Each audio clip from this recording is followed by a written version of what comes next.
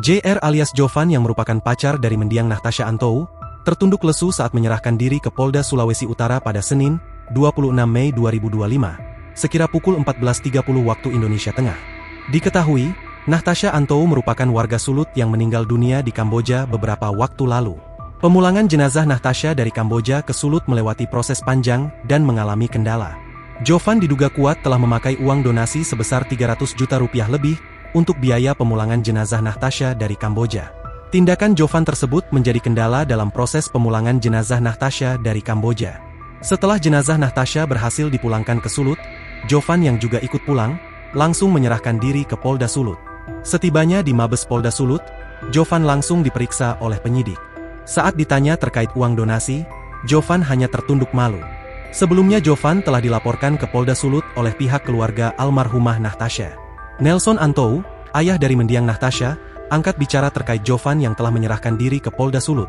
Senin, 26 Mei 2025, di hari yang sama jenazah Natasha tiba di Manado. Harus tanggung jawab karena sudah berbuat, ujar Nelson. Nelson menjelaskan, sebelumnya mereka telah memberikan kesempatan kepada Jovan untuk memberikan klarifikasi terkait uang donasi dan bantuan perusahaan yang masuk ke rekeningnya sekitar 300 juta rupiah lebih.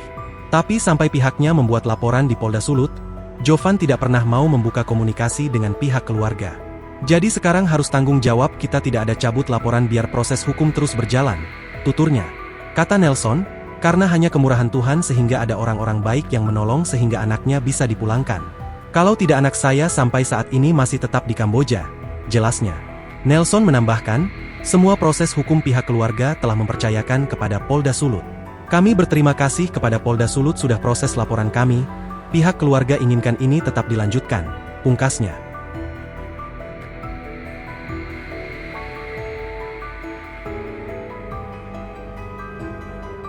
Download Tribun X sekarang, menghadirkan lokal menjadi Indonesia.